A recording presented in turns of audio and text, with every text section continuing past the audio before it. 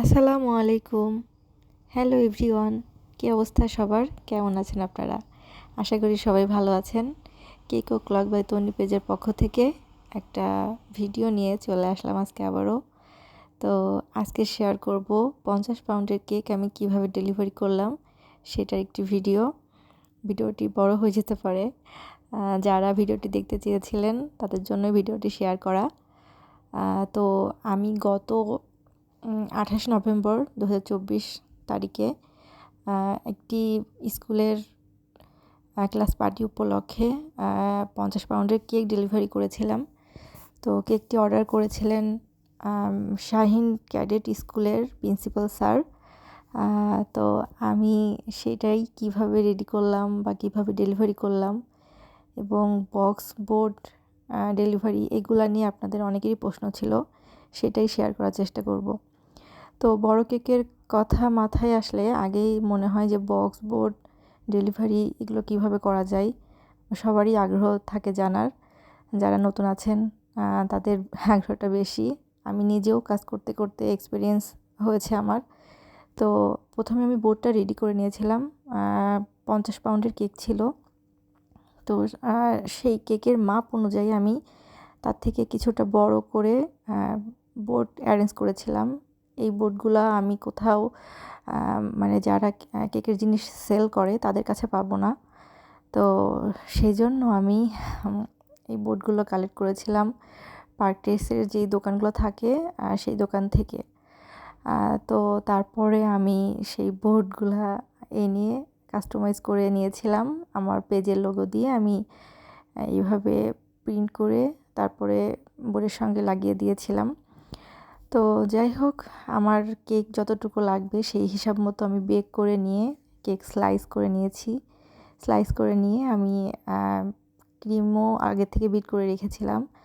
যেহেতু আমার সকাল 11টার মধ্যে কেকটা ডেলিভারি দেওয়ার কথা ছিল, তাই আমি খুব বেশি লেট করিনি। আগের দিন রাত্রে আমি কাজ করে রেখেছিলাম এবং পরের দিন সকাল ভোর থেকে আমি ডেকোরেশনের কাজ শুরু করি এবং কাজটা কমপ্লিট করতে আমার মোটামুটি 10টা 10:30 মতো বেজে গিয়েছিল। ফটোশ্যুট করেছিলাম কেকের, তো সেটাও একটা সময়ের ব্যাপার। সব কিছু মিলিয়ে আমার 10:30টার মধ্যে কাজ শেষ হয়ে গিয়েছিল। জাস্ট ডেকোরেশনটাই আমি সকাল 6টা থেকে 10:30 পর্যন্ত করেছিলাম। তো যেরকম কেকের সাইজ আমার প্রয়োজন ছিল, আমি 2টা লেয়ার করেছিলাম কেকটার, যাতে অনেক বেশি হাইট না হয়। তো এভাবে আমি কেকের লেয়ারে ক্রিম দিয়ে কেকটাকে মোটামুটি একটু ফিনিশিং দিয়ে নিয়েছিলাম। যেহেতু পেজের স্কুলের লোগোটা বসবে, সেজন্য আগে লোগোটা বসিয়ে তারপরে আমি কেকের ডেকোরেশন করেছি। স্যারের শুধুমাত্র একটাই ডিমান্ড ছিল যে কেকটা যেন অনেক কালারফুল হয় আর সুন্দর দেখতে হয়। তো আমি সেইটাতেই ফোকাস করেছিলাম, কেকের কালার কম্বিনেশন এবং যেরকম স্যার বলে দিয়েছিলেন চেষ্টা করেছিলাম যাতে ওনাদের কেকটা অনেক বেশি পছন্দ হয়। তো এভাবে স্টেপ বাই স্টেপ আমি কাজ করে নিচ্ছিলাম। আর স্কুলের নামটা আমি লিখে নিয়েছিলাম ওয়েফার পেপারে প্রিন্ট করে, যাতে লেখাটা অনেক বেশি প্রফেশনাল লাগে। যেহেতু হাতে লিখতে গেলে কিছু না কিছু যতই সুন্দর করে লেখা যায় না কেন, কিছু না কিছু সমস্যা হয়ই। কারণ হাতের কাজ একরকম আর কম্পিউটারের কাজ একরকম। তো যে কারণে আমি আসলে এভাবে করে দিয়েছিলাম আর লোগোটাকেও প্রিন্ট করে নিয়েছিলাম। তো আমি আসলে যখন কাজ শুরু করি আমার কিন্তু মানে মাথায় ছিল না আমি কেমন থিম করব, কারণ এত বড় কেক প্রথমে মনে হচ্ছিল কিভাবে কি করব। ঠিক আছে, যেহেতু স্যারদের প্রথম ডিমান্ড ছিল যে কেকটা যেন কালারফুল হয় আর অনেক সুন্দর দেখতে হয়, তো সেইটাতেই আমি ফোকাস করেছিলাম। সাইড দিয়ে বর্ডার লাইনগুলো করে নিয়ে তারপর ডেকোরেশন করেছিলাম। তো আগে মাঝখানের যেই লেখা বা লোগো সেটা আগে বসিয়ে নিয়ে তারপরে আমি বাকি ডিজাইনগুলো করেছিলাম। বর্ডার লাইন দিয়ে দিচ্ছি। তো আসলে বড় কেক বানাতে আসলে সাহস লাগে। আমি নিজেও আসলে এই সাহসটা অর্জন করেছি। আর বড় কেক বানাতে পরিশ্রমও অনেক বেশি লাগে তুলনামূলক। অনেকে মনে করতে পারেন যে বড় কেক হয়তো বা ইজি, কিন্তু আসলে কাজ করতে গিয়ে এটা ফিল করেছি যে ছোট কেকের জন্য যেরকম সময় দেওয়া লাগে বড় কেকের জন্য তার থেকে বেশি সময় দেওয়া লাগে। তো যাই হোক, আমি চেষ্টা করেছি কেকটাকে অনেক সুন্দর একটা লুক দেওয়ার, অনেক কালারফুল একটা লুক দেওয়ার। তো লিফ দিয়ে নিচ্ছিলাম। আমি সবসময়ই চেষ্টা করি পাইপিং ব্যাগের সাহায্যে এভাবে পাতা করে দেওয়ার।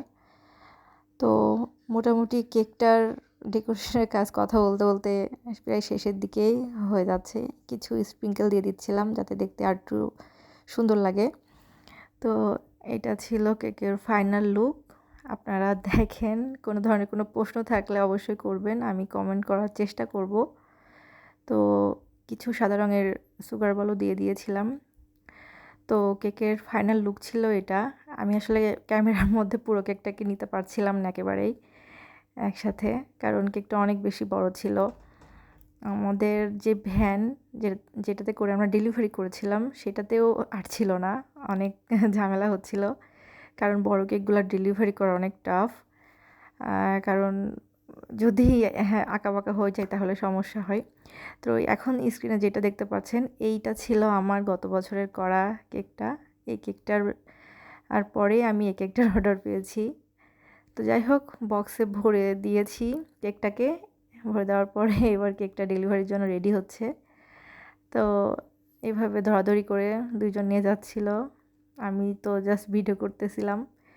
তো যাই হোক, তারপরে কেকটাকে ভ্যানে তুলে দেওয়া হলো। ভ্যানে সাইড দিয়ে আর ছিল না, সবভাবেই চেষ্টা করা হচ্ছিল যে কীভাবে ডেলিভারি করলে ভালো হয়। তো আমি আমার স্কুটি নিয়ে চলে আসছিলাম আগে আগে, তারপরে ভ্যানে আসছে কেকটা। তো সবশেষে আমি পৌঁছে গেলাম কুষ্টিয়ার রেনিক বাঁধে। যারা কুষ্টিয়ার ফলোয়ার আছেন তারা অবশ্যই রেনিক বাঁধটা চিনবেন। তো এসে দেখি অনেক সুন্দর সুন্দর বাচ্চারা নাচ করছে। তো দেখেই মনটা আসলে ভালো হয়ে গেল। মনে হচ্ছিল যে অনেক দিন পরে স্কুলে এরকম প্রোগ্রাম দেখছি। আসলে আগেকার লাইফ যখন স্কুলে পড়তাম, কলেজে পড়তাম, যখন প্রোগ্রাম হতো ওই সময়টার কথা মনে হয়ে যাচ্ছিল। একটা ছোট বাচ্চা অনেক সুন্দর ডান্স করছিল, ওর ডান্স দেখে আমার এত ভালো লাগছিল, আমি আবার কিছুটা ভিডিও ক্লিপ নিয়ে রেখেছিলাম। তো প্রিন্সিপাল স্যারের কাছে কেকটা দেওয়ার পরে স্যার কিছুক্ষণ বসতে বলল এবং আমাকে স্টেজে সবার সাথে পরিচয় করিয়ে দিয়েছিল। স্যার কেকের লুক দেখে এত বেশি পছন্দ করেছে, মানে ওনার চেহারা দেখে বোঝা যাচ্ছিল যে উনি কেকটা কত বেশি পছন্দ করেছে। কেকের লুকটা আশেপাশে যারা ছিল তারাও অনেক প্রশংসা করছিল এবং স্যার আমাকে একজন উদ্যোক্তা হিসেবে সবার কাছে পরিচয় করে দিয়েছিল। এটা আমার কাছে অনেক বেশি ভালো লেগেছে। তো স্যারকে অনেক অনেক ধন্যবাদ।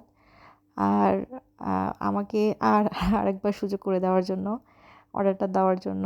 তো এই যে সবশেষে পারিশ্রমিক পেয়ে গিয়েছি। তো আপনাদের কাছে কেমন লেগেছে ভিডিওটি অবশ্যই কমেন্ট করে জানাবেন। সবাই ভালো থাকবেন, আমার জন্য অনেক অনেক দোয়া করবেন।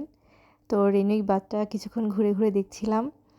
আর যারা আমার পেজটা সম্পর্কে জানেন না তাদের জন্য বলি, আমার পেজটা কুষ্টিয়ার পেজ। সবাই ভালো থাকবেন, আমার জন্য দোয়া করবেন। আল্লাহ হাফেজ।